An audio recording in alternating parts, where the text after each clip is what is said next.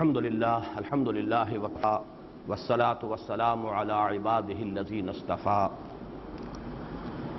خصوصا على افضل وخاتم النبیین محمد الامین وعلى آلہ وصحبہ اجمعین اما بعد اعوذ باللہ من الشیطان الرجیم بسم اللہ الرحمن الرحیم واللیل اذا یغشی والنہار اذا تجلی وما خلق الذکر والانثى ان سعیکم لشتی فاما من اعطى واتقى وصدق بالحسنى فسنيسره لليسرى واما من بخل واستغنى وكذب بالحسنى فسنيسره للعسرى وما يغني عنه ماله إذا تردى إن علينا للهدى وإن لنا للآخرة والأولى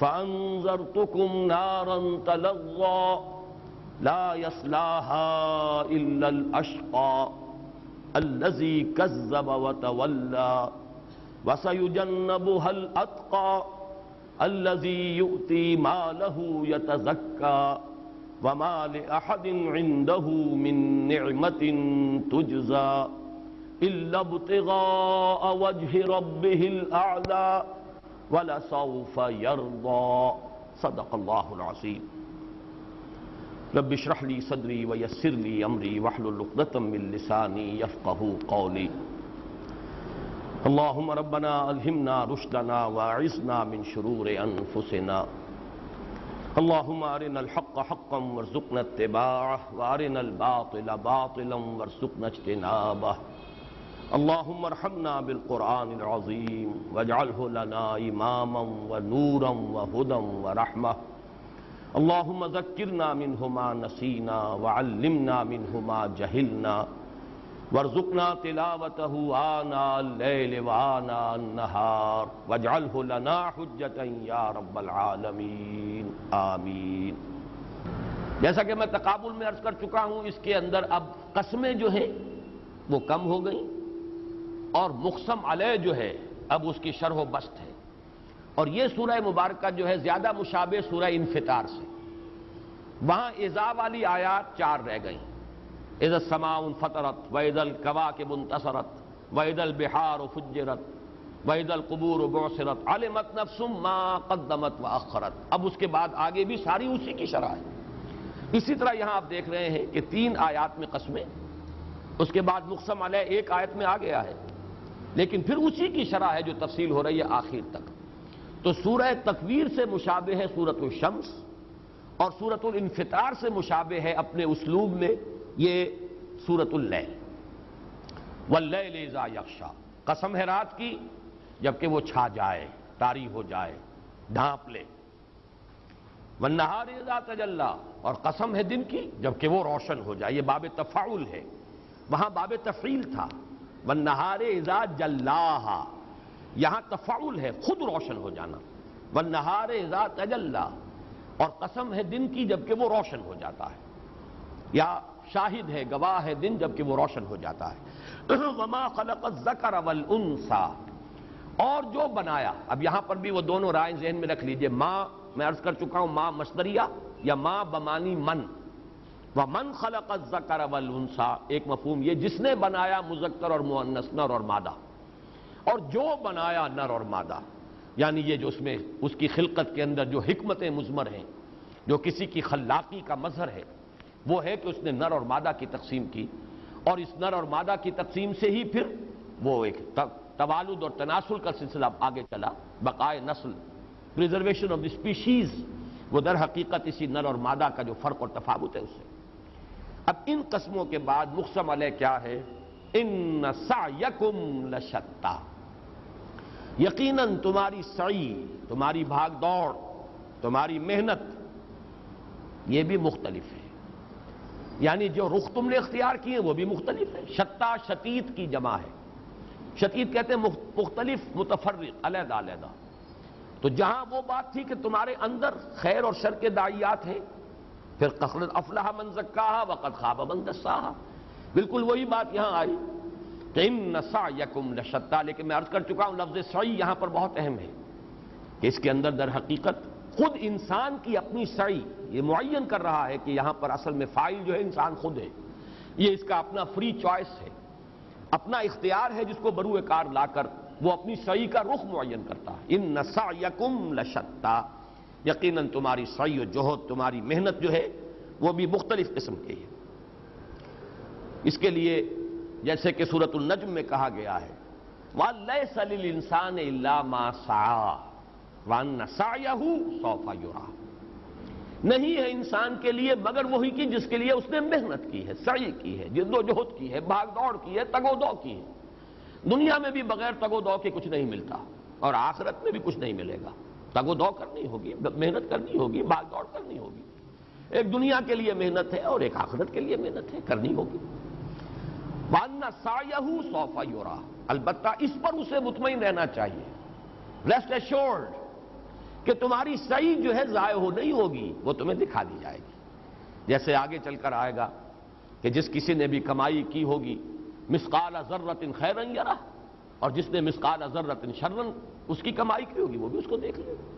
تو وَأَنَّ سَعْيَهُ سَوْفَ يُرَىٰ، اسی سعی کے لیے بڑی پیاری آیات ہے سورۃ النحل کی، من عمل صالحا من ذکر او انثى وهو مؤمن فلنحيينه حیاتا طیبہ، جو کوئی شخص بھی عمل کرتا ہے اچھے، چاہے وہ مرد ہو چاہے عورت، مذکر ہو یا مؤنث، لیکن ہو مومن، تو ہم اس کو اس دنیا میں بھی بڑی ایک حیات طیبہ عطا فرمائیں گے، یہاں پر بھی اور آخرت میں تو ہے ہی۔ اسی طرح فرمایا ان الذین آمنوا وعملوا الصالحات سیجعل لهم الرحمن ودا، یہ سورہ مریم میں۔ تو یہ انسان کی اپنی سعی ہے، اپنی محنت ہے، اور یہ تو قرآن مجید میں یوں سمجھیے کہ سینکڑوں مرتبہ تو کم سے کم ہوگا، ایمان کے فوراً بعد عمل صالح، الا الذین آمنوا وعملوا الصالحات۔ تو یہ ہے ان سعیکم لشتیٰ۔ اب اس کے بعد کا جو مضمون ہے یہ بھی میرے نزدیک قرآن حکیم میں حکمت کے عظیم ترین خزانوں میں سے ہے۔ تین صفات آئی ہیں ایک دوسرے کے مقابلے میں، ایک صفت، اس کے بعد دوسرا قدم، تیسرا قدم، جس نے یہ تینوں گھاٹیاں عبور کر لی وہ اتقا ہوگا، سب سے متقی انسان۔ اور یوں سمجھیے کہ یہ مقام اور مرتبہ صدیقیت ہے، نبوت سے متصل مرتبہ صدیقیت۔ تین اوصاف ایسے ہیں کہ ان میں انسان اگر پورا اتر جائے، تین مراحل ہیں ان سے گزر جائے تو وہ مقام صدیقیت پر فائز ہو جائے۔ اس کے برعکس منفی ہے، جیسے ایک طرف +1 +2 +3 یہ مقام صدیقیت تک چلا گیا، -1 -2 -3 یہ مقام اشقا، سب سے زیادہ شقی۔ آگے آ رہا ہے اس صورت میں اتقا اور اشقا دو مقابل میں آ رہے ہیں، افعل التفصیل کے صیغے۔ یہ شقاوت، بدبختی، نامرادی، ناکامی کی انتہا ہے، جو ان تینوں سے محروم رہا، کوئی ایک قدم بھی نہ اٹھا سکا۔ تو پہلا مرتبہ جو ہے، اور وہی ہے اصل میں اس صورت کا مضمون، یہ جان لیجئے اصل مضمون وہ ہے، مقام صدیقیت کی وضاحت در حقیقت اس سورہ مبارکہ کا اصل مضمون۔ لیکن چونکہ اصول میں نے بارہا آپ کو بتایا ہے کہ تعرف الاشیاء بازدادہا، اشیاء ظاہر ہوتی ہیں، زیادہ اجاگر ہوتی ہیں اپنے جو اینٹونمز ہیں، جو متضاد شے ہے اس کے تقابل میں وہ حقیقت اور اجاگر ہوتی ہے۔ دن کی حقیقت زیادہ اجاگر ہوتی ہے رات کے پس منظر میں، رات اگر نہ ہوتی تو دن کی حقیقت کو ہم نہ سمجھ پاتے، اور رات کی حقیقت زیادہ اجاگر ہوتی ہے دن کے پس منظر میں۔ اگر دن نہ ہوتا تو رات کی حقیقت کو ہم کیا سمجھتے؟ تو تعرف الاشیاء بازدادہا، یہاں اس وجہ سے وہ برعکس مضمون بھی آ گیا ہے، اشقائیت والا مضمون، ورنہ اصل میں جو مضمون اس سورہ مبارکہ کا ہے وہ در حقیقت مقام صدیقیت۔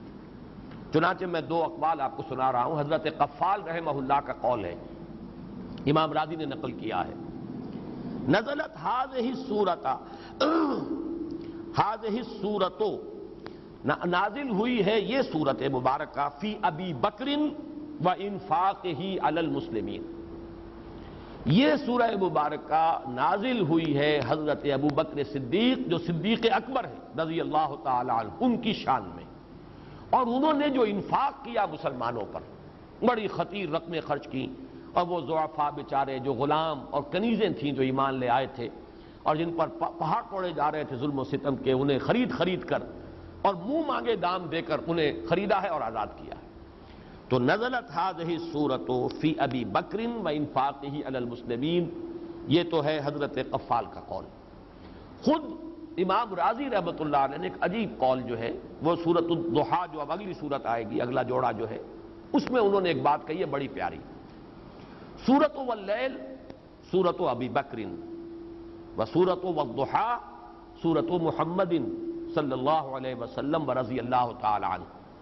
یہ سورۃ اللیل جو ہے یہ سورہ ابی بکر ہے، حضرت ابو بکر کی شان میں ہے، اور سورۃ الضحیٰ جو آئے گی والضحیٰ واللیل اذا سجا، اور سورۃ الانشراح، دونوں مل کر ایک حقیقت کو مکمل کرتی ہیں، وہ ہے حضور کی شان میں، وہ سورۃ محمد ہے صلی اللہ علیہ وسلم۔ اس کے حوالے سے ایک بات سمجھ لیجئے کہ جو مضمون شروع ہوا قد افلح من تزکا سورۃ الاعلی، اس کی ذرا سی شرح آئی قد افلح من زکاہا وقد خاب من دساہا، اس کا جو نقطہ عروج ہے، بلند ترین منزل جس تک کہ انسان پہنچ سکتا ہے، وہ مقام صدیقیت ہے۔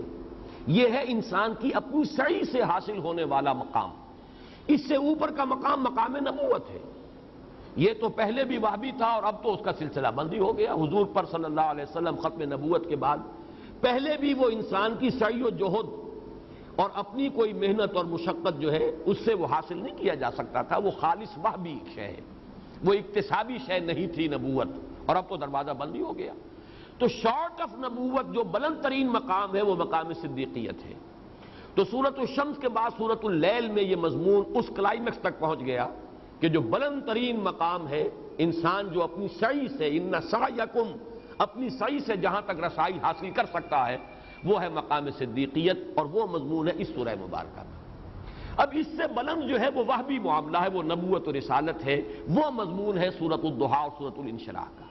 اس طریقے سے تدریجاً اس 4 سورہ نور و ظلمت کے اندر یہ مضمون جو ہے تدریجاً ارتقا پا کر اصل میں تکمیل کو پہنچے گا۔ اصل نقطہ عروج تو ہے سورۃ الضحیٰ اور سورۃ الانشراح، لیکن انسانی سعی اور محنت کے دائرے کے اندر اس کا نقطہ عروج جو ہے وہ اسی سورۃ اللیل میں آ چکا ہے۔ اب نوٹ کیجئے وہ 3 اوصاف کیا ہیں جو انسان اپنے اندر جمع کر لے تو مرتبہ صدیقیت تک فائز ہو جائے گا۔ یہ دروازے بند نہیں ہیں، ابھی صرف دروازہ ایک ہی بند ہے، مقام نبوت کا۔ صدیقیت، شہادت، یہ مراتب کھلے ہوئے ہیں۔ اولئک مع الذین انعم اللہ علیہم من النبیین والصدیقین والشہداء والصالحین وحسن اولئک رفیقا۔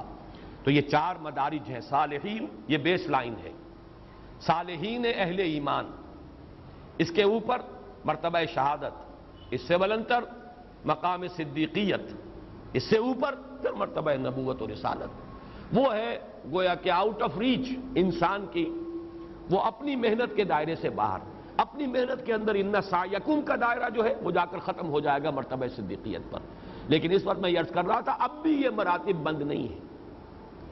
وہ 3 اوصاف جو مقام صدیقیت تک پہنچانے والے ہیں، فَأَمَّا مَنْ أَعْطَى، تو وہ شخص جو دے، عطا، اپنا مال خرچ کرے، صدقہ، خیرات، غرباء پر، مساکین پر۔ اب نوٹ کر لیجئے سورۃ البلد، فَلَقْتَحَمَ الْعَقَبَةَ وَمَا أَدْرَاكَ مَا الْعَقَبَةُ فَكُّ رَقَبَةٍ أَوْ إِطْعَامٌ فِي يَوْمٍ ذِي مَسْغَبَةٍ یتیماً ذا مقربہ أَوْ مِسْكِینًا ذا متربہ۔ اسی طریقے سے یاد کر لیجئے سورہ حدید، گھبراؤ نہیں مسلمانوں، اگر تم اپنے دلوں میں جھانکو اور محسوس کرو کہ ویرانی ہے، گھبراؤ نہیں۔ اعلموا ان اللہ یحیی الارض بعد موتها قد بینا لکم الآیات لعلکم تعقلون۔ اور اس کے لیے کیا کام کرنا پڑے گا؟ ان المصدقین والمصدقات واقرضوا اللہ قرضا حسنا یضاعف لهم ولهم اجر کریم والذین آمنوا باللہ ورسلہ اولئک هم الصدیقون والشہداء عند ربهم۔ مقام صدیقیت اور مقام شہادت تک رسائی ہو سکتی ہے۔ بریک کھول دو، گاڑی کو بریک لگا ہوا ہے، تم کتنا ہی ایکسیلیٹر دباؤ گاڑی نہیں چلے گی، بریک کھولنا ہوگا۔ وہ بریک کیا ہے؟ مال کی محبت، حب دنیا، اور حب دنیا کا سب سے بڑا مظہر حب مال۔ مال لگاؤ، خرچ کرو، دے دو، اس نجاست کو دھو ڈالو، پاک کر لو اپنے دل کو حب مال سے۔ اب لگاؤ ایکسیلیٹر دباؤ، اب تمہاری اپنی اپنی افتاد تباہ کے اعتبار سے مرتبہ صدیقیت بھی ہے، مقام شہادت بھی ہے، پہنچو، ہمت کرو۔ یہ ہے در حقیقت وہ مضمون جو اب آ رہا ہے آخری مرتبہ یہاں. یہ پہلا وصف ہے اعطاء. مال کی محبت نہ ہو، بریک نہ لگا ہوا ہو. وہ آیات بھی ذہن میں رکھیے، لن تنالوا البر حتى تنفقوا مما تحبون. یہ سورہ بلد میں یہ سب بیان کر چکا ہوں، لیکن ایک چیز بیان ہونے سے رہ گئی تھی. عبادات اسلامی میں سے زکوٰۃ کا لفظ بھی لیا گیا ہے اسی عبادت کے لیے جو مالی عبادت ہے. تزکیہ کی جو گفتگو ہم کل کر چکے ہیں، تزکیہ کیا ہے؟ نفس کے ارتقاء اور انسان کی ترقی جو ہے روحانی، اس کے راستے میں جو موانع ہیں انہیں دور کرنا تاکہ وہ نشو و نما پائے. پاک کر دینا، موانع کو ہٹا دینا. جیسے کہ وہ مالی جو ہے وہ کھرپا لے کر جھاڑ جھکاڑ جو ہے وہ اکھاڑ کر پھینک دیتا ہے، اسی طریقے سے وہ موانع جو ہے انسان کی روحانی ترقی میں ان کو دور کرنا اور پھر اس کو ارتقاء دینا، اس کو نشو و نما دینا، یہ ہے تزکیہ. اور زکوٰۃ وہ عبادت ہے کہ جس کا تعلق ہی انفاق مال سے ہے. اللہ کی راہ میں اللہ کی خوشنودی کے لیے، رضاجوئی کے لیے مال خرچ کرنا. تو پہلا وصف ہے فَأَمَّا مَنْ أَعْطَىٰ. دوسرا وَاتَّقَىٰ. یہ تقوی آ چکا ہے. أَلْهَمَهَا فُجُورَهَا وَتَقْوَاهَا.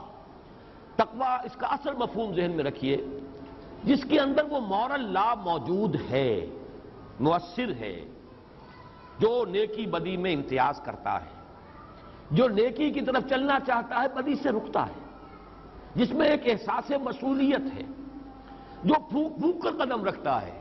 کوئی غلط کام نہ کروں، کسی کا دل نہ توڑ دوں، کسی کے احساسات کو مجروح نہ کر دوں، کسی کی عزت پر حملہ نہ کر دوں، کوئی حرام شے اپنے پیٹ میں نہ ڈال لوں. یہ ایک احساس ذمہ داری، ایک انر ریسٹرینٹ ہو انسان کے اندر، اندر سے کوئی شے روک رہی ہو، یہ تقویٰ ہے. یعنی خیر اور شر کی تمیز کا برقرار رہنا اور داعیہ خیر کا کچھ غالب ہونا، بدی سے روکنا. نفس لوامہ کی کیفیت جو ہے وہ موجود ہو، ایک بیدار نفس لوامہ، ایک لیونگ کانشنس انسان کا. تیسری چیز وصدق بالحسنى. تو تصدیق کی اس نے بہت عمدہ بات کی. یہ حسنہ کی تعبیر کے اندر بہت سے مختلف جو ہے قول موجود ہیں.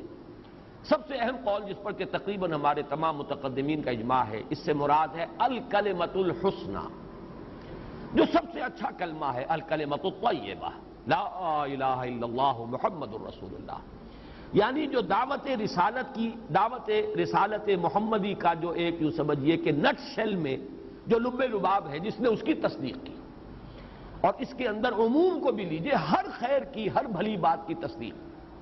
اس کو آپ اپنے اوپر بھی طاری کریں تو ایک ہر شخص کا تجربہ ہے کہ کبھی بحثم بحثہ میں، گفتگو میں آپ محسوس کرتے ہیں کہ مخالف کی بات زیادہ مضبوط ہے، اس کی دلیل زیادہ قوی ہے، میری بات کمزور ہے. اب آپ کے سامنے دو راہ ہے، یا تو صاف مان لیں ٹھیک ہے بھائی میں غلط تھا، میری بات صحیح نہیں ہے، آپ کی بات صحیح ہے، میں تسلیم کرتا ہوں. لیکن اس میں ذرا کسر نفسی ہوتی ہے. جھوٹی انا جو ہے وہ انسان کو روکتی ہے، نہیں اڑے رہو، ڈٹے رہو، جھگڑتے رہو، بحثم بحثہ کرتے رہو. دلیل کم وزنی ہے تو کیا ہے، آواز بڑھا دو، شور کے ساتھ جو ہے غالب ہو جاؤ. یہ ہے انسان کے اندر اس کا جو نفس امارہ کہ خامخواہ اس کے سامنے شکست کیوں قبول کی جائے، اور آدمی لگا رہتا ہے بحثم بحثہ میں. اسی کا نام ہے وہ عصبیت جاہلی، اسی کا نام ہے تعصب، اسی کا نام ہے ہٹ درمی. اب یہ دو راہ ہے. ایک شخص میں یہ وصف اگر ہے کہ آمادہ رہے، جو خیر کی بات آئے، جو صحیح بات آئے، جو دل کو لگ جائے فوراً قبول کر لوں گا، اس میں کوئی شے رکاوٹ نہیں بنے گی کہ میری عزت کو اس سے کوئی نقصان پہنچ رہا ہے، تالیاں پٹ جائیں گی، لو جی یہ تو ہار گئے، فلاں جیت گیا. اس خوف سے بالکل انسان آزاد ہو کر آمادہ رہے، جو اچھی بات سامنے آئے، جو عمدہ بات، جو قوی دلیل، فوراً تسلیم کرے. یہ اصل میں صدیقیت کا سب سے اونچا جو وصف ہے وہ یہ ہے. یہاں جو مار کھا جائے گا، چاہے پہلے دو قدم وہ اٹھا چکا ہو، لیکن یہاں مار کھا گیا تو گیا. البتہ جو دوسرے قدم پر مار کھا گیا وہ اس سے بھی زیادہ شقی ہے. جو پہلے ہی میں شارٹ ہے اس کے اندر وہی نہیں ہے تو وہ اشقا ہے، وہ تو پھر گویا کہ انتہائی بدبخت انسان ہے. تو یہ مدارج قائم ہو جائیں گے کہ صدیقیت یہی تو ہے اصل صدیقیت. جیسے ہی حضور نے دعوت پیش کی فوراً تصدیق، ٹھیک ہے دل کو بات لگی.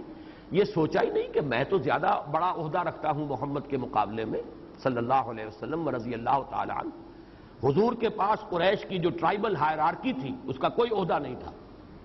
حضرت ابوبکر کے پاس اتنا حساس منصب تھا کہ قتل کے مقدمات میں دیت کا فیصلہ وہ کرتے تھے، خون بہا کتنا ہوگا اس مقتول کا.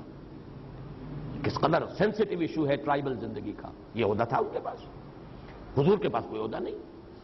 پھر حضرت ابوبکر بہت مالدار تھے، مال ان کا ذاتی تھا، وہ کسی بیوی کا تو نہیں تھا.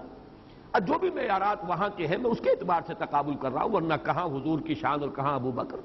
بہرحال زمین و آسمان کا فرق ہو جائے گا، کہاں نبوت اور کہاں ان کی تصدیق کرنے والے. لیکن یہ کہ عام انسانی معیارات کے اعتبار سے سوچئے تو حضور کے پاس تو اپنا کوئی پیسہ تھا ہی نہیں، سرمایہ تھا نہیں. وہ لوگ یہی جانتے تھے یہ ساری دولت تو بیوی کی ہے، خدیجہ کی ہے، ان کے پاس تو کوئی دولت نہیں. اس اعتبار سے دنیاوی پہلوؤں سے حضرت ابوبکر بلند تھے محمد الرسول اللہ صلی اللہ علیہ وسلم کے مقابلے میں بظاہر، لیکن کوئی چیز آڑے نہیں آئی. حضور کی گواہی سے بڑی گواہی کس کی ہوگی کہ میں نے جس کے سامنے بھی اپنی دعوت پیش کی اس نے کچھ نہ کچھ توقف ضرور کیا، سوائے ابوبکر کے کہ ایک لحظے کا توقف نہیں کیا. یہ بات راستے میں رکاوٹ بنی نہیں کہ یہ کون کہہ رہا ہے، جو کہہ رہا ہے صحیح کہہ رہا ہے، صحیح بات ہے، فوراً تصدیق کرو. یہ ہے تصدیق بالحسنى. فاما من اعطى. اب ان چیزوں کو سمجھیے، اللہ تعالی ہمیں اس کی توفیق دے. اور اگر ہم خود اپنے اندر محسوس کریں کہ کج بحثی اور بحثم بحثا اور اپنی بات کی پچ اور اپنی بات پر اڑ جانے کا کوئی مادہ ہے، اس کو نکالیے. یہ بہت بڑی رکاوٹ ہے. یہ گویا کہ مقام صدیقیت کی طرف پیش قدمی میں سب سے بڑی رکاوٹ یہی ہے. جو صحیح بات آئے مانیے، تسلیم کیجیے، اس میں اپنی انانیت، جھوٹی نفس، عزت نفس کو آڑے نہ آنے دیجیے. فَأَمَّا مَنْ أَعْطَى وَاتَّقَى وَصَدَّقَ بِالْحُسْنَى فَسَنُيَسِّرُهُ لِلْيُسْرَى. یہ تحسیر کا وہ مضمون آ گیا جو سورۃ الاعلیٰ میں آ چکا ہے، وَيُنُيَسِّرُكَ لِلْيُسْرَى. اور اس کے اعتبار سے وہ پورا پس منظر ذہن میں رکھیے. انسان ارادہ کرتا ہے لیکن انسان کے ارادے سے کوئی عمل وجود میں نہیں آ سکتا جب تک کہ اللہ کی طرف سے توفیق اور تیسیر نہ ہو جائے. بلکہ پہلے درجے میں تو لفظ اذن، ہم ہاتھ اٹھانا چاہتے ہیں نہیں اٹھا سکتے اگر اللہ کا اذن نہ ہو. پتا بھی جنبش نہیں کھا سکتا اگر اللہ کا اذن نہ ہو. پھر اس سے آگے بڑھ کر توفیق، موافقت پیدا کر دینا ہمارے مزاج کے اندر کسی کام کے لیے. اس سے آگے تیسیر آسان کر دینا. انسان ایک مرحلے پہ محسوس کرتا ہے یہ تو بڑی سخت چڑھائی ہے، نہیں چڑھ سکوں گا میں، لیکن ہمت کر کے قدم بڑھاتا ہے تو ایک کے بعد دوسرا، دوسرے کے بعد تیسرا معلوم ہوتا ہے اتنا مشکل تو نہیں تھا. جتنا پہاڑ مجھے یہ نظر آ رہا تھا ایسا مشکل تو نہیں تھا معاملہ. یہ تیسیر ہے. اسی طریقے سے بے حیائی کی طرف انسان پہلا قدم اٹھا دے، اس کے بعد 10 درجے اور آگے بڑھے گا، اس کے بعد 100 درجے پہنچ جائے گا. وہ میں بیان بھی کر چکا ہوں ملتانی ایک کہاوت کے اعتبار سے بھی کہ تھیندے تھیندے بندہ تھی جاتا ہے. وہ بجے رفتہ رفتہ جو ہے نہ معلوم کتنی گندگیوں میں اور کتنی پستیوں میں انسان پہنچ جاتا ہے. ایک نسل کے بعد دوسری، دوسری کے بعد تیسری، اور پھر بیڑا غرق ہوا اور قعر مذلت کے اندر جو ہے تحت الثری میں انسان پہنچ گیا. یہ تیسیر ہے اللہ کی طرف سے. خیر کی طرف آؤ گے اللہ آسان کر دے گا. فَسَنُيَسِّرُهُ لِلْيُسْرَى. اب یسرا جو ہے اس کی آخری اس کا مصداق ہے جنت.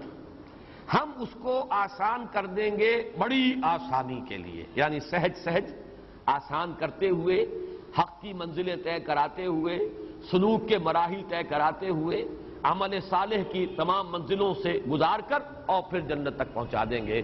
فَأَمَّا مَنْ أَعْطَى وَاتَّقَى وَصَدَّقَ بِالْحُسْنَى فَسَنُيَسِّرُهُ لِلْيُسْرَى. اللہم ربنا اجعلنا منہم، اللہم ربنا اجعلنا منہم. مانگنے میں تو کوئی حرج نہیں، اللہ سے مانگیے. مانگیں گے تو کوئی عجب نہیں کہ اللہ تعالی ہمارے لیے بھی تیسیر فرمائے اور ان راستوں کو کھول دے. اب اس کے برعکس دیکھیے کہ کس قدر اس میں ربط ہے اور کس قدر الفاظ ایک لفظ کے مقابلے میں لفظ آ رہا ہے. جس طرح موتی جو ہے اس طرح ٹکے ہوئے ہیں یہاں پر. اعطاء کے مقابلے میں وَأَمَّا مَن بَخِلَ، وہ شخص کے جو بخل سے کام لیتا ہے، حریص ہے دولت کا، سینت سینت کر رکھتا ہے. الذی جمع مالا وعددہ یحسب ان مالہ اخلدہ. مال کی محبت نتیجتاً یتیم کی، کلا بل لا تکرمون الیتیم ولا تحاضون علی طعام المسکین وتأکلون التراث اکلا لما وتحبون المال حبا جما. یہ کیفیت، یہ ہے بخل. اعطاء کے مقابلے میں اما من بخلا. الفاظ ایک دوسرے کے اوپر ریفلیکٹ کر رہے ہیں، روشنی ڈال رہے ہیں. اس کے بعد وہاں تقویٰ تھا، یہاں استغنا، واستغنا۔ استغنا کیا ہے؟ بے پرواہی، لا ابالیانہ انداز، جاتے ہوئے جو چاہے کر دیا، یہ سوچا ہی نہیں کہ کس کا دل توڑ رہا ہوں، کس کے جذبات مجروح کر رہا ہوں، کس کی عزت پر میں نے حملہ کر دیا ہے، کس کا مال میں نے ہڑپ کر لیا ہے، پرواہی نہیں۔ ایک بالکل ایک ایسی استغنا، بے پرواہی، لا ابالیانہ انداز، فلا ابالی، کوئی پرواہ نہیں، لا ابالیانہ انداز، بے پرواہی۔ یہ تقویٰ۔ آدمی پھونک پھونک کر قدم رکھ رہا ہے، سوچ رہا ہے کیا کرنا چاہیے، کیا نہیں کرنا چاہیے، کسی کا حق تو میں نہیں سلب کر رہا، کسی پر زیادتی تو نہیں کر رہا، کوئی حرام لقمہ تو نہیں اپنے پیٹ میں ڈال رہا۔ یہ ہے تقیٰ۔ فاما من اعطى واتقى، اور بے پرواہ ہو کر جو جی میں آیا کر گزرے، جہاں بھی ہاتھ پڑ سکتا ہو ہاتھ ڈال دیا، جو چیز بھی حاصل کی جا سکتی ہو کر لو، بائی ہک اور بائی کروک، صحیح یا غلط۔ یہ استغنا ہے۔ واما من بخل واستغنى وكذب بالحسنى، تکذیب، اچھی بات، عمدہ بات، صحیح بات، دل گواہی دے دے کہ صحیح بات ہے، پھر بھی جھٹلا دینا، یہ گویا کہ it seals the fate of the person. اب اس کی قسمت ختم ہوئی، قسمت کے اوپر مہر لگ گئی۔ دونوں منزلیں چڑھ آیا تھا، لیکن تصدیق بالحسنى سے محروم رہا، اور تکذیب بالحسنى اس کی اگر اس سے صدور ہو گیا تو گویا کہ محروم رہ گیا۔ البتہ یہ نوٹ کر لیجئے، فَسَنُيَسِّرُهُ لِلْعُسْرَىٰ، اس کی وضاحت کی ضرورت نہیں۔ جو شخص یہ روش اختیار کرے گا، یہ اوصاف جمع کر لے گا اپنے اندر، قدم بقدم اس راستے پر آگے بڑھے گا، اس کو ہم سہج سہج آسان بنا دیں گے عسرا کے لیے۔ وہ العسرا جہنم، سختی کی جگہ، وہ جہاں پر کہ اس کے لیے وہ عذاب ہی عذاب ہے اور سختی ہی سختی ہے، رفتہ رفتہ وہاں پہنچا دیں گے۔ یہ تیسیر کا فلسفہ، فَسَنُيَسِّرُهُ لِلْيُسْرَىٰ فَسَنُيَسِّرُهُ لِلْعُسْرَىٰ۔ یہ جو تین اوصاف بمقابلہ تین اوصاف آئے ہیں، میں نے جو قرآن حکیم میں جو خاص بعض مضامین ایسے ہیں کہ ہر شخص کو اپنی افتاد طبع کے اعتبار سے بعض چیزوں سے خصوصی مناسبت ہوتی ہے۔ میں جب میڈیکل کا طالب علم تھا تب بھی مجھے نفسیات سے خصوصی شغف تھا، اور اگر میں کوئی اسپیشلائزیشن کرتا وہ تو یہ کہ اس تحریک کی طرف عملی اتنی وابستگی اسی دور میں ہو گئی تھی کہ پروفیشن کو پھر ایز اے پروفیشن میں نے اختیار کیا ہی نہیں، ورنہ آدمی مزید پڑھتا ہے مزید۔ تو میرے دل میں ایک امنگ تھی کہ میں یہ جو سائیکالوجی کی میڈیسن ہے، میں اس کو ڈی پی ایم اس وقت ہوتا تھا، diploma in psychological medicine, psychiatry, میں اس راستے پر جاتا، مجھے ایک مناسبت تھی اسی وقت سے۔ اس اعتبار سے انسانوں کی مختلف قسمیں، شقاوت کے بھی درجات ہیں، سب برابر نہیں ہیں، کوئی شقی ہے اور کوئی اشقا ہے، اور رشد اور فوز و فلاح کے بھی درجات ہیں، مراتب ہیں، سب برابر نہیں ہیں۔ نہ اہل ایمان سب برابر تھے، نہ اہل کفر سب برابر تھے۔ خدا پنج انگشت یکساں نہ کر، نہ ہر زن زنست ہو، نہ ہر مرد مرد، نہ ہر عورت عورت ہے، نہ ہر مرد مرد ہے۔ اللہ نے پانچوں انگلیاں برابر نہیں کی ہیں۔ اس طرح ہر کافر برابر نہیں، تمام کافر برابر نہیں، تمام مومن برابر نہیں۔ تو یہاں اس سورہ مبارکہ کے حوالے سے میں نے کچھ معین کیے ہیں مراتب، وہ ذرا نوٹ کر لیجئے۔ بلند ترین مرتبہ وہ لوگ کہ جو ان تینوں سیڑھیوں پر چڑھ جائیں، اعطاء بھی ہے، تقویٰ بھی ہے، وہ حس جو ہے اخلاقی وہ بھی چاق و چوبند ہے، مؤثر ہے، انر ریسٹرینٹ موجود ہے، پھر تصدیق بالحسنہ، کہیں بھی اپنا کبر جو ہے، کبر ذات اور اپنی جھوٹی انانیت آڑے نہ آئے۔ یہ تینوں جن میں آ گئے وہ صدیقین ہیں، اور صحابہ کرام میں اس کی دو نمایاں ترین مثالیں حضرت ابو بکر جو صدیق اکبر ہیں، اور حضرت عثمان رضی اللہ تعالی عنہما۔ حضرت عثمان بھی پانچویں یا چھٹے ایمان لانے والے ہیں، حضرت ابو بکر حضور کی دعوت پر فوراً ایمان لے آئے، اور حضرت ابو بکر کی دعوت پر فوراً ایمان لانے والے حضرت عثمان ہیں۔ اس اعتبار سے یہ صدیقین کے لیے دو یہ ٹاپ کی مثالیں، اور بھی بہت صدیق ہیں، اور یہ نہ سمجھیے کہ اب یہ چیزیں جو ہیں یہ ختم ہو چکی ہیں، اب بھی یہ راستے کھلے ہیں، یہ مزاج ہیں، اصل میں مزاج ہمیشہ رہیں گے انسان کے۔ تینوں میں پورے صدیقین جن کی نمایاں مثالیں ابو بکر اور عثمان۔ کچھ لوگ ایسے تھے جو دو پہلی منزلیں تو سر کر گئے، تیسری میں آ کے ناکام ہو گئے۔ قسمت کی خوبی دیکھیے ٹوٹی کہاں کمند، دو چار ہاتھ جبکہ لب باب رہ گیا۔ ان میں دو نمایاں ترین انسان ہیں ابو طالب اور مطعم بن عدی۔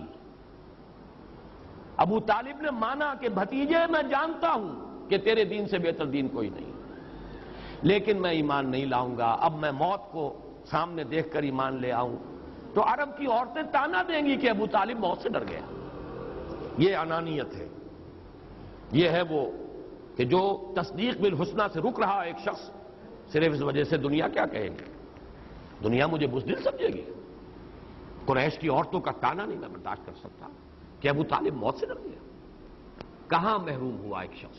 اسی لیے حضور نے فرمایا ہے کہ سب سے ہلکا عذاب جہنم میں ابو طالب کو ہوگا، لیکن وہ بھی کیا ہے کہ آگ کی دو جوتیاں پہنائی جائیں گی جن کے زیر اثر اس کھوپڑی میں دماغ ایسے پکے گا جیسے ہنڈیا پکتی ہے چولہے کے اوپر۔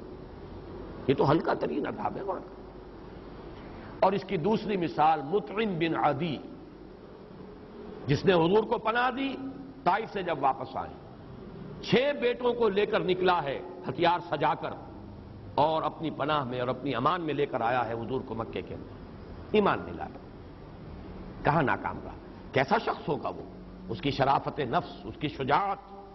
آخر حضور نے بھی پورے مکے میں سے منتخب کیا ہے اس کو کہ تم اگر مجھے اپنی امان میں لے لو تو میں مکے میں داخل ہو جاؤں، ورنہ وہاں تو دارالندوہ میں فیصلہ ہو چکا تھا کہ محمد کو قتل کر دیا جائے، اب تو کوئی رکاوٹ تھی نہیں، ابو طالب کا انتقال ہو چکا۔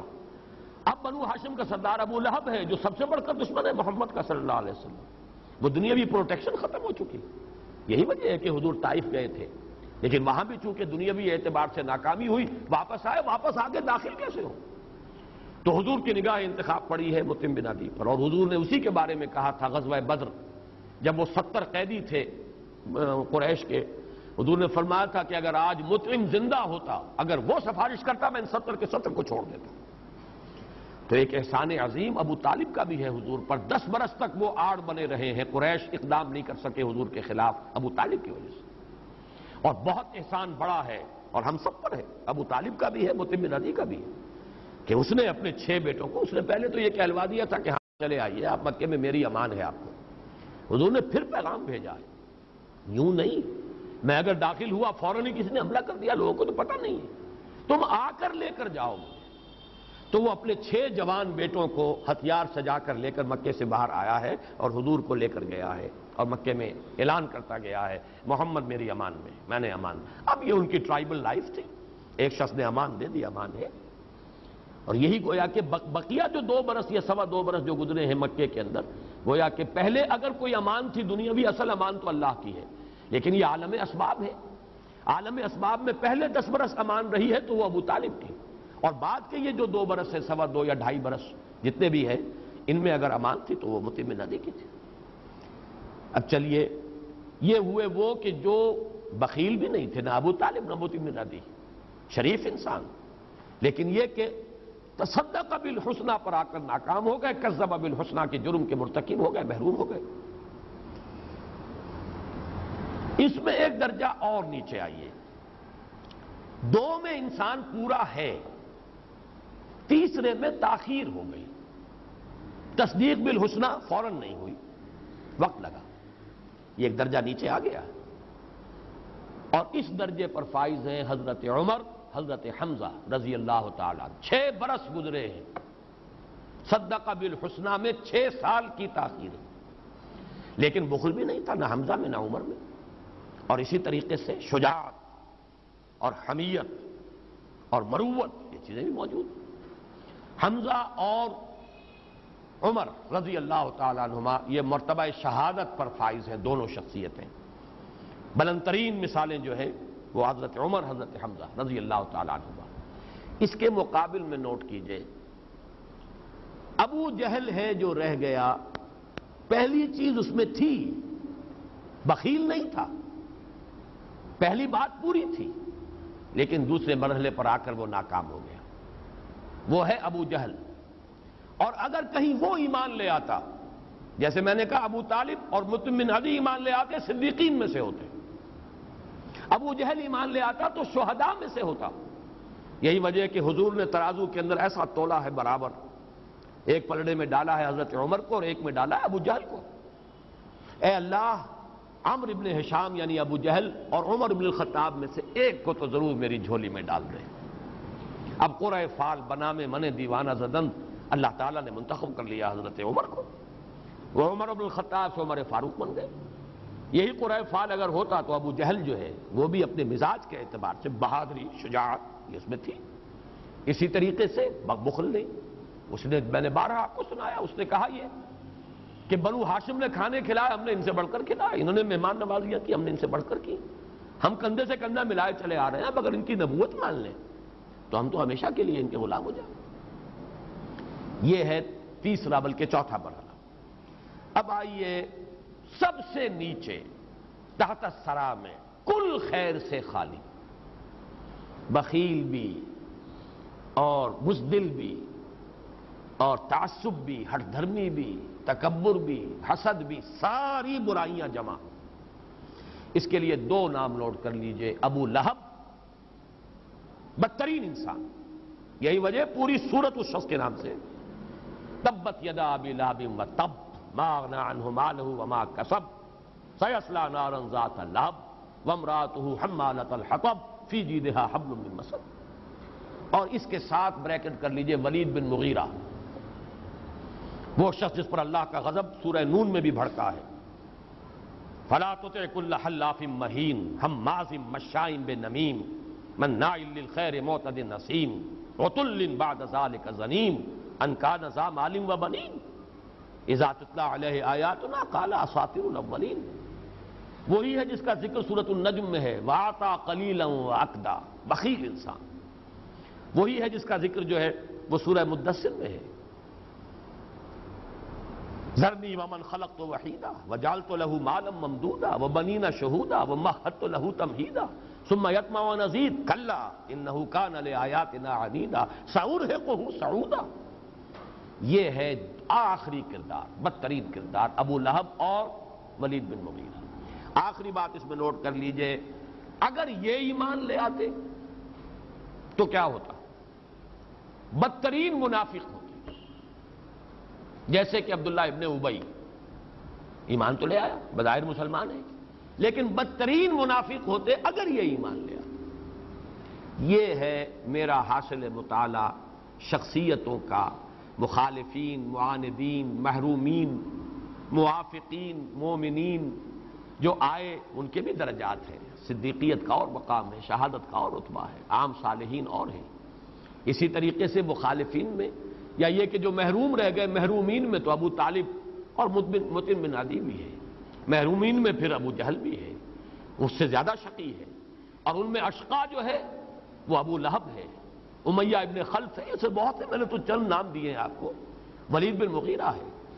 اگر وہ ایمان لے آتے، ابو طالب اور مطعم بن عدی وہ صدیقین میں ہوتے، ابو جہل ایمان لے آتا وہ شہداء میں ہوتا، اور یہ بدبخت کہیں ایمان لے آتا تو منافقین میں سے ہوتے۔ تو یہ ہے شخصیتوں کا پہچاننا اور کردار، اور جو کیریکٹرز ہیں مختلف، جیسے کہ حضور نے فرمایا الناس کالمعادن خیارکم فی الجاہلیت خیارکم فی الاسلام، بڑی پیاری حدیث ہے۔ انسان معدنیات کی طرح ہیں، جو تم میں جاہلیت میں بہتر تھے وہی اسلام میں بہتر ہوئے۔ لوہے کی اور ہے، صاف کر لیجئے، لوہا ہی بنے گا نا، وہ کوئی سونا یا چاندی تو نہیں بن جائے گا۔ سونے کی اور ہے، صاف کریں گے سونا بنے گا، چاندی کی اور ہے، صاف کریں گے چاندی بن جائے گی۔ تو الناس کالمعادن خیارہم فی الجاہلیت خیارہم فی الاسلام اذا فقہوا، ایک حدیث میں یہ دو الفاظ اور آئے ہیں، جب ان میں تفقہ پیدا ہو جائے، حقیقت کو پہچان لیں، تصدیق بالحسنی کر لیں، تو جو وہاں بہتر تھے وہی یہاں بہتر۔ ابو طالب اور مطعم بن عدی ایمان لے آتے، صدیقین میں ہوتے، ابو جہل ایمان لے آتا، شہداء میں ہو، حضرت عمر حمزہ کے ہم رتبہ ہوتا۔ اگر یہ بدبخت ایمان لے آتے تو منافقین میں سے ہوتے۔ چلیے آگے، فَأَمَّا مَنْ أَعْطَىٰ وَاتَّقَىٰ وَصَدَّقَ بِالْحُسْنَىٰ فَسَنُيَسِّرُهُ لِلْيُسْرَىٰ وَأَمَّا مَنْ بَخِلَ وَاسْتَغْنَىٰ وَكَذَّبَ بِالْحُسْنَىٰ فَسَنُيَسِّرُهُ لِلْعُسْرَىٰ وَمَا يُغْنِي عَنْهُ مَالُهُ إِذَا تَرَدَّىٰ۔ اور ماں یہاں دونوں معنی دیتا ہے، ماء نافیہ بھی نہیں فائدہ پہنچائے گا اسے اس کا مال، یا کیا پہنچائے گا فائدہ اسے اس کا مال، مائے نافیہ اور مائے استفہامیہ، لیکن استفہام انکاری، کیا فائدہ پہنچائے گا یعنی کوئی فائدہ نہیں پہنچائے گا۔ بظاہر سوال ہے جب اصل میں نفی کرنی مقصود ہے، تو مائے نافیہ یا استفہامیہ ہے تو استفہام انکاری، کچھ فائدہ نہیں پہنچائے گا اسے اس کا مال۔ اصل شے وہی ہے نا، بخل، وہ مال جو اس نے جمع کیا، الذی جمع مالا وعددہ، اب صرف اس ایک شے کو لے رہے ہیں، باقی چیزیں چھوڑ دی۔ جو جڑ کی بات ہے اس کو پکڑو، وہ جڑ تو ہے اعطاء، اور اعطاء کے مقابلے میں بخل، اور بخل کا نتیجہ ہے مال جمع کرنا، الذی جمع مالا وعددہ وما یغنی عنہ مالہ اذا تردی۔ تردی جو ہے، ردی کہتے ہیں کوئی شے جو ہلاک ہو جائے، تردی باب تفاعل ہے، ہلاک ہو جائے گا، اور ایک یہ کہ تردی اس معنی میں ہے کہ بلندی سے گر جانا، جیسے متردیہ سورۃ المائدہ میں جہاں حرام جانور جو ہے ان کا بیان آیا ہے، کوئی جانور بلندی سے گر کر مر جائے، والنتیحہ کوئی جانور دوسرے کو سینگ مار دے اس سے مر جائے، تو یہ بھی سب مردار کے حکم میں ہے اور وہ بھی حرام ہے۔ تو اس طرح متردیہ جبکہ اس کو گرایا جائے گا، جبکہ یہ گرایا جائے گا یا تو جہنم کے گڑھے میں اور یا قبر کے گڑھے میں، مال کام نہیں آئے گا۔ ما یغنی عنہ مالہ اذا تردی، جب وہ ہلاک ہوگا جہنم میں گر کر یا ہلاک ہو کر اور قبر میں اتارا جائے گا تو کوئی مال اسے فائدہ نہیں دے گا، وہ تو یہاں رہ جائے گا، مال تو پچھلوں کا ہے۔ ان علینا للہدی، اب یہ وہ قانون ہے، اور یہ بڑی اہم آیت ہے، نوٹ کیجئے، اس پر حکمت قرآنی کا بہت اہم اصول ہے۔ اللہ اپنی ایک ذمہ داری کو بیان ہم پر ذمہ داری ہے راہ سجھا دینے کی، یہ اللہ نے ذمہ لیا ہے۔ ہر انسان پر کسی نہ کسی وقت انکشاف حق ہو جاتا ہے، اور یہ اللہ جانتا ہے۔ آپ پر ایک حقیقت منکشف ہو گئی ہے، اللہ جانتا ہے، اب آپ اعراض کر رہے ہیں، تکذیب کر رہے ہیں، بس یہاں سے اپنی شامت آپ نے خود بلا لی۔ اب آپ کے اندر وہ حق کو دیکھنے اور پہچاننے کی استعداد بھی کم ہوتی چلی جائے گی، یہاں تک کہ سلب ہو جائے گی۔ وَنُقَلِّبُ أَفْئِدَتَهُمْ وَأَبْصَارَهُمْ كَمَا لَمْ يُؤْمِنُوا بِهِ أَوَّلَ مَرَّةٍ، پہلی مرتبہ جب حقیقت کا انکشاف ہو، عافیت اس میں ہے، فوراً تصدیق کرو، صدق بالحسنى، بات مان لو، کوئی مصلحت، کوئی خوف، کوئی اپنے مفاد، کوئی چیز، کوئی اپنا تکبر، کوئی تعصب جو ہے اگر راستے میں آ گیا تو گویا کہ تم نے ہلاکت کے راستے پر اپنے آپ کو ڈال دیا۔ ہاں، راہ سجا دینا ہمارے ذمے ہے۔ ان علینا للہدی، یہ بھی نوٹ کیجئے، اب سورۃ الاعلیٰ، سبح اسم ربک الاعلیٰ الذی خلق فسوی والذی قدر فہدی، یہ وہ بنیادی افعال ہیں اللہ تعالیٰ کے جن میں یہ ہدایت بھی شامل ہے۔ اللہ نے ہر شے کو ہدایت دی ہے، حیوانات کو دی ہے، نباتات کو دی ہے، ان جمادات کو دی ہے، انسانوں کے اندر بھی جبلی ہدایت بھی ہے، اور حق کا انکشاف بھی اللہ تعالیٰ ہر انسان پر ایک مرحلہ ضرور آتا ہے کہ کر دیتا ہے، اس لیے کہ وہ اس کی رسپانسبلٹی ہے۔ ان علینا، ہمارے ذمے ہے، یہ ہمارے ذمے ہے، یہ تو ہم پورا کر دیں گے۔ ان علینا للہدی، ایک دفعہ تو کھول دیں گے کہ حقیقت یہ ہے، اب اس سے اعراض کرے انسان یا اسے قبول کرے، صدق بالحسنہ پر عمل کرے یا کذب بالحسنہ کا ارتکاب کرے، یہ اس کا چوائس ہے، it's his own free choice. ان علینا للہدی، اور یہ بات بھی یہاں نوٹ کر لیجئے، میں سورۃ الدہر سے ایک مضمون کو بیان کر رہا ہوں۔ یہ جو بعض لوگوں کا خیال ہے کہ اللہ تعالیٰ نے انسان کو ہدایت دے دی ہے، نیکی کی بھی بدی کی بھی، یہ بہت بڑا مغالطہ ہے۔ یہ جو کہا گیا ہدیناہ السبیل اما شاکرا و اما کفورا، وہاں بھی بہت سے لوگوں نے ترجمہ یہ کر دیا ہم نے تو دونوں راستوں کی اسے سوجھ دے دی ہے۔ ہدایت کا لفظ نہیں آئے گا بدی کے لیے، ہدایت اللہ خیر ہی کے لیے دیتا ہے، بھلائی ہی کے لیے دیتا ہے۔ السبیل کہا ہے، دو راستے نہیں کہا، انا ہدیناہ السبیل، ہم نے اسے سیدھے راستے کی ہدایت دے دی ہے، ہم نے سیدھا راستہ اس پر کھول دیا ہے، ہم نے حقیقت کو منکشف کر دیا ہے۔ البتہ اب اس کا چوائس ہے، اما شاکرا و اما کفورا۔ اسی طرح ہدیناہ النجدین میں جن لوگوں کا یہ خیال ہے کہ اس سے مراد ہے نیکی اور بدی کی راہ دونوں کی ہم نے اسے ہدایت اور سوجھ دے دی ہے، یہ بھی میرے نزدیک صحیح نہیں ہے۔ میں یہ عرض کر چکا ہوں کہ نجدین سے مراد جو سلف میں بھی رائے موجود ہے، ماں کی دو چھاتیاں، جن سے کہ ایک بچہ جبلی طور پر سیکھ کر آتا ہے، گویا کہ اسے ٹرین کیا گیا ہے ماں کے پیٹ ہی میں کہ تمہاری غذا، تمہاری خوراک جو ہے وہ تمہاری ماں کی چھاتیوں میں ہے، جانا اور فوراً منہ میں لے کر اور اسے چوسنا اور تمہیں غذا مل جائے گی۔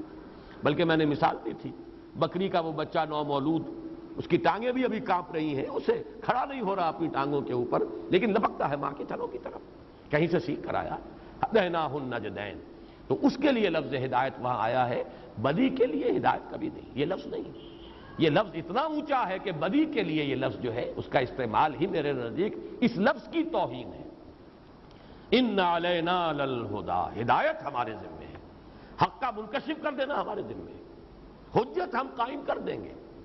باقی یہ ہے کہ آگے اما شاکرا و اما کفورا، صدق بالحسنی یا کذب بالحسنی، یہ انسان کا اختیار ہے۔ وَإِنَّ لَنَا لَلْآخِرَةَ وَالْأُولَىٰ، اور ہمارا ہی اختیار ہے آخرت میں بھی اور دنیا کا بھی، یعنی یہ کہ چوائس تو ہمارا ہے لیکن تم ہمارے قابو سے باہر نہیں ہے، دنیا میں بھی نہ آخرت میں۔ تم چوز کرو گے نیکی کا راستہ، لیکن ہماری توفیق اور تیسیر کے بغیر نیکی کے راستے پہ چل نہیں سکو گے۔ تم چوز کرو گے بدی کا راستہ، تم ارادہ کرو گے چوری کرنے کا، کر نہیں سکو گے جب تک کہ ہمارا اذن نہ ہو جائے۔ ہم قادر ہیں، ہماری قدرت محیط ہے اس پوری کائنات کو، یہاں پتہ تک بھی ہمارے اذن کے بغیر ہل نہیں سکتا۔ تو وہ آخرت ہو یا دنیا، یہ دونوں ہمارے کنٹرول سے کوئی ان میں سے باہر نہیں ہے۔ وَإِنَّ لَنَا، لنا جو ہے یہ ملکیت کے لیے بھی لام آیا ہے اور اس کا اختیار مطلق بھی ہمارے پاس ہے۔ وَإِنَّ لَنَا لَلْآخِرَةَ وَالْأُولَىٰ فَأَنذَرْتُكُمْ نَارًا تَلَظَّىٰ، تو دیکھو میں نے تمہیں خبردار کر دیا ہے اس آگ سے، ڈرا دیا ہے، آگاہ کر دیا ہے، وارن کر دیا ہے، جو بھڑکتی ہے۔ یہ جو لظا آیا ہے سورہ معارج میں، انہا لظا نزاعۃ للشوا تدعو من ادبر وتولی، تو یہ نوٹ کر لیجئے کہ جہنم کے بھی مختلف طبقات ہیں۔ کہیں اسے سعیر سے تعبیر کیا گیا ہے، کہیں اس کو حمیم سے تعبیر کیا گیا ہے، مختلف الفاظ ہیں۔ کہیں جہنم کا لفظ ہے، جہیم ہے، کہیں لظا ہے۔ لظا کہتے ہیں بالکل روشن انگارے، چمکدار انگارے۔ ایک آگ وہ ہے جس کے اوپر کچھ راکھ آ گئی ہے، وہ نظر نہیں آ رہے، دمکتے ہوئے انگارے، بھڑکتی ہوئی آگ، وہ لظا ہے۔ اور معلوم یہ ہوتا ہے اس صورت کے مضامین کی مناسبت سے کہ یہ جہنم کا بدترین حصہ ہے، اس لیے کہ اشقا کا لفظ آ رہا ہے، نہیں جھونکا جائے گا اس میں مگر جو سب سے زیادہ شقی ہے۔ یہ میں ابھی وضاحت کروں گا کیوں اشقا کا لفظ یہاں آیا ہے۔ ان لنا للآخرۃ والأولیٰ فانذرتکم نارا تلظیٰ، میں نے خبردار کر دیا ہے، تم مجھے بلیم نہیں کر سکو گے کہ تمہیں بتایا نہیں گیا، وار نہیں کیا گیا۔ فانذرتکم نارا تلظیٰ، وہ جو بھڑک رہی ہے آگ، جس کے دمکتے ہوئے انگارے، لا یصلاھا الا الاشقی، نہیں داخل ہوگا اس میں مگر وہی جو سب سے بڑا بدبخت ہے۔ اب اس میں بعض لوگوں نے یہاں سے وہی جو چور دروازے نکالتے ہیں اپنے فسق و فجور کے لیے کہ جی جہنم میں تو صرف اشقا جائے گا، یہ کم شقی جہنم میں نہیں جائیں گے، آیت ہے یہاں تو اشقا جائے گا، صرف بدبخت ہی جائے گا۔ گویا کہ اگر میری وہ وضاحت بھی سامنے ہو تو ابو لہب اور ولید بن مغیرہ تو جائے گا، ابو جہل تو نہیں جائے گا، پھر چلیے ابو جہل بھی چلا گیا تو اور تو نہیں جائیں گے، یہ بات نہیں ہے۔ جہنم کے طبقات ہیں، یہاں اشقا کے حوالے سے نارن تلظیٰ، جہنم کا وہ طبقہ جس کے اندر صرف تمازت نہیں ہے، صرف حدت نہیں ہے، صرف تپش نہیں ہے، بلکہ بھڑکتی ہوئی آگ، اور جیسے لیونگ سنڈرز جنہیں آپ کہتے ہیں، جس کے کہ انگارے وہ دہکتے ہوئے ہوں گے، اور اس کو نہیں اس میں داخل ہوگا مگر جو سب سے بڑا شقی ہے۔ یہ کیوں کہا شقی، اشقا؟ اس لیے کہ دیکھیے دعوت حق ایک کسی عام انسان کے ذریعے سے ہوئی، انکشاف حق تو ہو گیا، لیکن انکشاف کی شدت میں فرق رہے گا جب نبی کے ذریعے سے دعوت پہنچی ہو، اور نبیوں کے بھی سردار محمد الرسول اللہ کے ذریعے سے دعوت پہنچی ہو، جن کی شخصیت بے داغ، جن کا کردار ابو ڈاؤٹ۔ اب معلوم ہوا کہ اتمام حجت جو ہے وہ آخری درجے میں ہو گئی، اب بھی جو محروم رہا اس کے اشقا ہونے میں کوئی شک نہیں۔ محمد کی دعوت صلی اللہ علیہ وسلم، آپ جیسے مربی اور مزکی اور داعی اور مبلغ، آپ کی سیرت و کردار کا حامل انسان، بدترین دشمن جس پر انگلی نہ رکھ سکے، اگر ان کی دعوت کو بھی کسی نے رد کر دیا، آنکھیں بند کر لی، تصدیق بالحسنہ کے بجائے تکذیب بالحسنہ کا ارتکاب کیا، وہ اشقا ہے، اور وہ اشقا ہے جو جھونکا جائے گا اس آگ کے اس درجے میں جس کو تلظیٰ سے تعبیر کیا گیا۔ لیکن جیسا کہ میں نے عرض کیا یہ سارا جو ہے الذی کذب وتولی، وہ کہ جس نے جھٹلایا اور پیٹھ موڑ لی، یہ سب کے سب جو ہے ان کے اندر شامل ہے جو میں بیان کر چکا ہوں۔ لیکن یہ کہ جیسا کہ میں نے پہلے عرض کیا تھا، یہ در حقیقت تعرف الاشیاء باضدادھا کے اصول کے تحت یہ مضمون یہاں آ گیا ہے۔ اصل مضمون مقام صدیقیت، سورۃ واللیل، سورۃ ابی بکر، جو امام راضی نے کہا بڑا خوبصورت جملہ ہے اور میں اس سے 100% متفق ہوں۔ یہ سورہ صدیقیت ہے۔ یہ جب میں مضمون لکھنا میں نے شروع کیا تھا مکمل نہیں ہو سکا، مرتبہ صدیقیت ہی اس کا عنوان تھا، جس میں پھر یہ 4 سورہ نور و ظلمت کے حوالے سے میں مقام صدیقیت کے لوازم ثلاثہ یا عناصر ثلاثہ، وہ جو اقبال کا شعر ہے، قہاریو جباریو سلطانیو جبروت، الفاظ کچھ مختلف ہوں گے، یہ 4 عناصر ہو تو بنتا ہے مسلمان۔ تو 3 عناصر جو ہیں اما من اعطا واتقا وصدق بالحسنی، تو مقام صدیقیت تک رسائی ہوتی ہے، اور جو تینوں سے محروم ہے وہ گویا کہ اس کی بالکل ضد اشقا ہے۔ الذی کذب وتولی، اب وہ اصل مضمون کی طرف، وسیجنبها الاتقی، اور ان قریب اس سے بچا لیا جائے گا وہ کہ جو سب سے بڑا متقی ہے، یہ ہے ابو بکر رضی اللہ تعالی عنہ، اتقا، اس امت کے اتقا، افضل البشر بعد الانبیاء بالتحقیق ابو بکر الصدیق رضی اللہ تعالی عنہ۔ تمام انسانوں میں، صرف اس امت میں نہیں، تمام انسانوں میں انبیاء کے بعد جو سب سے افضل انسان ہے وہ ابو بکر ہے، اتقا۔ وَسَيُجَنَّبُهَا الْأَتْقَى الَّذِي يُؤْتِي مَالَهُ يَتَزَكَّى، اصل شے وہی مال ہے جس نے مال جمع کیا اور وہ اس کے لیے ہلاکت کا ذریعہ بن گیا، جب وہ جہنم میں گرایا جائے گا یا قبر میں نیچے اتارا جائے گا اس کے کام نہیں آئے گا۔ یہ ہے وہ راستہ، الَّذِي يُؤْتِي مَالَهُ يَتَزَكَّى، وہ کہ جو اپنا مال دے رہا ہے، خرچ کر رہا ہے، لگا رہا ہے، لٹا رہا ہے، یتزکا، تزکیہ حاصل کرنے کے لیے۔ قد افلح من تزکا، سورۃ الاعلی سے بات چلی ہے، قد افلح من زکاہا، اور اس کی اصل جو سب سے بڑی عبادت ہے زکوٰۃ، وہ در حقیقت انفاق مال، الذی یؤتی مالہ یتزکا، جو اپنا مال خرچ کر رہا ہے۔ 40,000 درہم کا سرمایہ تھا جب ایمان لائے ہیں، جو مکی دور کے جو 12 برس ہیں اس میں سمٹ کر اتنا سا رہ گیا تھا کہ ایک پوٹلی میں باندھ کر وہ سرمایہ جب وہ حضور کے ساتھ سفر پر روانہ ہوئے، سفر ہجرت پر، وہ بھی ساتھ لے گئے، گھر والوں کے لیے ایک پیسہ نہیں چھوڑا۔ حالانکہ بیٹیاں تھیں، حضرت عائشہ، حضرت اسماء، والد نابینا ابو قحافہ، ایمان نہیں لائے تھے اس وقت تک، ہجرت کے بعد ایمان لائے، اہلیہ اپنی، ایک پیسہ نہیں چھوڑا۔ ابو بکر کی زندگی میں یہ مرحلہ 2 مرتبہ آیا، ہجرت کے وقت سب کچھ لے گئے، اور پھر غزوہ تبوک کے وقت جھاڑو پھیر کر گھر میں سے کوئی شے نہیں رکھی۔ ہر چیز کی ضرورت ہوتی، سوئی بھی چاہیے جنگ کے لیے ساتھ وقت سوئی بھی درکار ہے، وہاں جو شے لے آئے ہیں کچھ نہیں چھوڑا۔ اور یہ 1 مرتبہ نہیں، 2 مرتبہ، 1 مرتبہ مکی دور، 1 مرتبہ وہ مدنی دور۔ الذی یؤتی مالہ یتزکا، جو اپنا مال دیتا ہے، خرچ کرتا ہے، صرف کرتا ہے، لٹا رہا ہے دونوں ہاتھوں سے حصول تزکیہ کے لیے، تو یہی ہے اتقا۔ وَمَا لِأَحَدٍ عِندَهُ مِن نِعْمَةٍ تُجْزَىٰ، یہ ذو معنیین ہے جملہ، اس کے 2 ترجمے ہو سکتے ہیں۔ ایک ترجمہ جو جمہور کا ہے سب حضرات کا، وہ تو یہ ہے کہ اس پر کسی کا کوئی احسان نہیں جس کا بدلہ چکانا ہو۔ یعنی ایک تو یہ ہے کہ آپ نے مجھ پر کوئی احسان کیا تھا، میں جوابی آپ پر احسان کر رہا ہوں، یہ بھی اچھی بات ہے، لیکن بہرحال اس سے بہت اونچی بات یہ ہے کہ کوئی احسان نہ ہو اور آپ خرچ کر رہے ہو۔ جیسے کہ حضرت بلال کا کوئی احسان تو نہیں تھا ابو بکر پر، حضرت ابو فقیہ کا کوئی احسان تو نہیں تھا ابو بکر پر، حضرت زنیرہ کا رضی اللہ تعالیٰ عنہ کوئی احسان نہیں تھا ابو بکر پر۔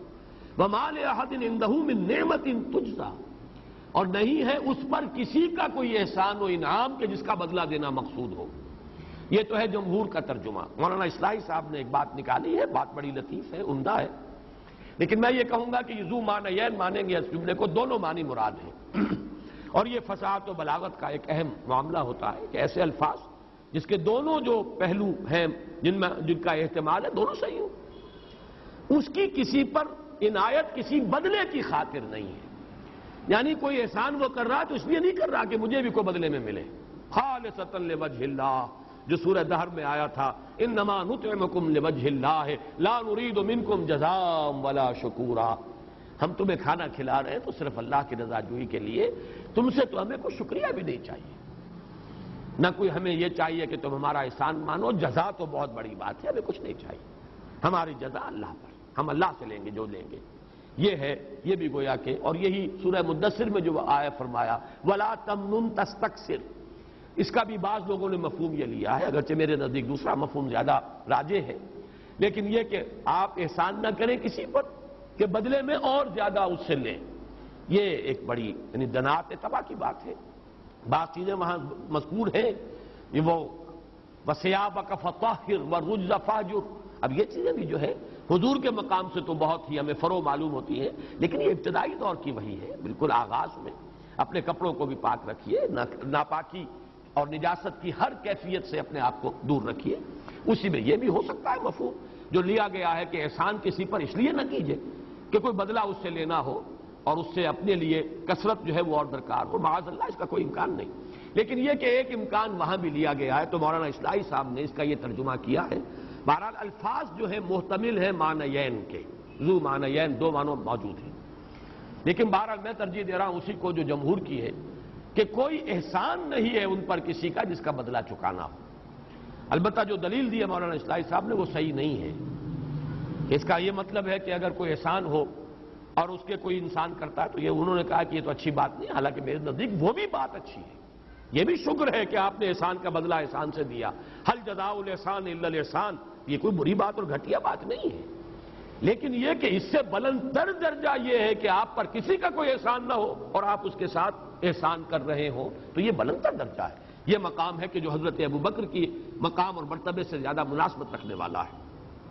إِلَّا ابْتِغَاءَ وَجْهِ رَبِّهِ الْأَعْلَىٰ، سوائے اس کے کہ اسے تو چاہیے اپنے بلند و بالا پروردگار کا چہرہ، وجہ چہرے کو کہتے ہیں، مراد کیا ہے اس کی رضا، اگر آپ کسی سے راضی ہوتے ہیں تو اس کی طرف متوجہ ہوتے ہیں، آپ کے چہرے پر عنایت اور اس کے لیے ابتہاج کی ایک کیفیت ہوتی ہے، اگر کسی سے انقباض ہے تو آپ اپنا چہرہ اس کی طرف سے، اگر کہیں ٹاکرا ہو بھی جائے جیسے کبھی بے نظیر اور جتوئی صاحب کا ہو جاتا ہے تو ایک کا رخ ادھر وہ ایک کا ادھر، بہرحال وہ ہوائی جہاز میں ساتھ ہیں لیکن یہ کہ وہ they don't see eye to eye with each other، لیکن یہ کہ جس سے خوشی ہو اس کی طرف انسان متوجہ ہوتا ہے، تو یہ استعارہ ہے اللہ کی رضا کے لیے۔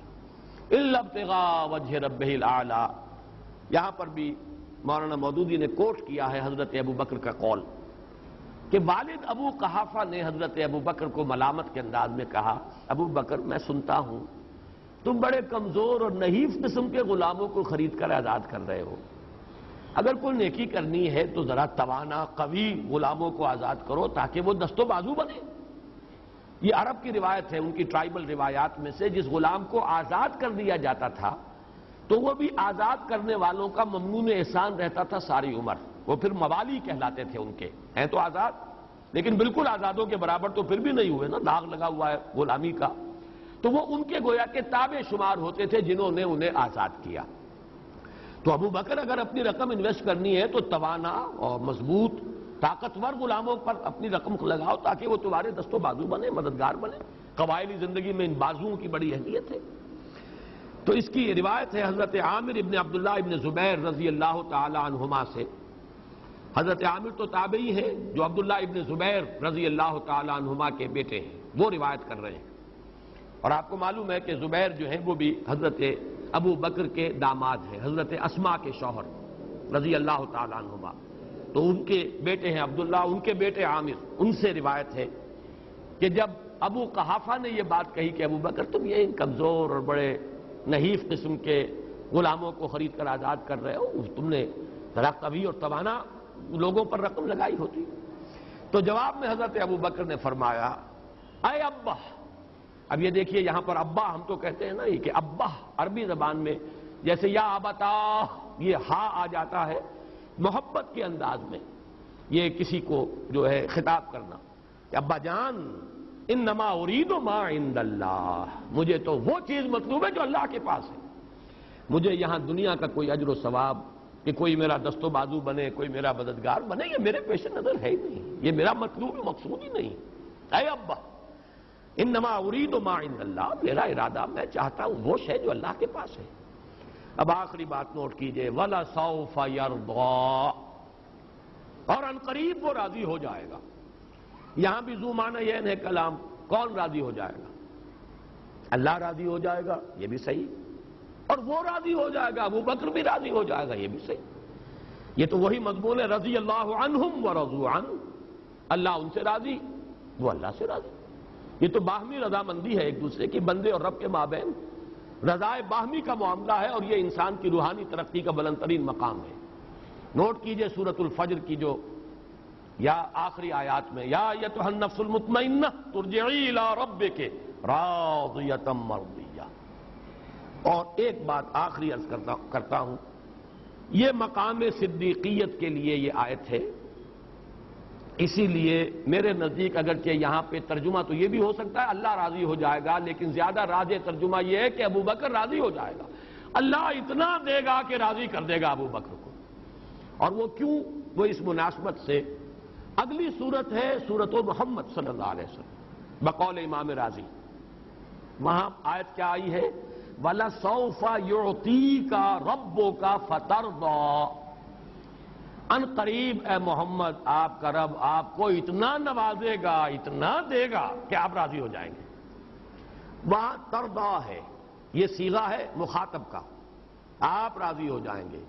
یہاں صیغہ یرضا ہے غائب کا، بس فرق یہی ہے مقام صدیقیت میں اور مقام نبوت میں، نبی براہ راست مخاطب ہوتا ہے، وہی آتی ہے، اور صدیق براہ راست مخاطب نہیں ہے، وہ بواسطہ محمد صلی اللہ علیہ وسلم ان کے وسیلے اور ذریعے سے ان سے خطاب ہو رہا ہے، ان کے واسطے سے ہو رہا ہے، اس لیے وہاں غائب کا صیغہ ہے وَلَسَوْفَ يَرْضَىٰ، یہ مقام صدیقیت کی نمائندگی ہے، اور وَلَسَوْفَ يُعْطِيكَ رَبُّكَ فَتَرْضَىٰ، اے محمد آپ کو آپ کا رب اتنا کچھ دے گا، اتنا نوازے گا کہ آپ راضی ہو جائیں گے، یہ مقام نبوت ہے۔ بارک اللہ لی ولکم فی القرآن العظیم ونفعنی وإیاکم بالآیات والذکر الحکیم۔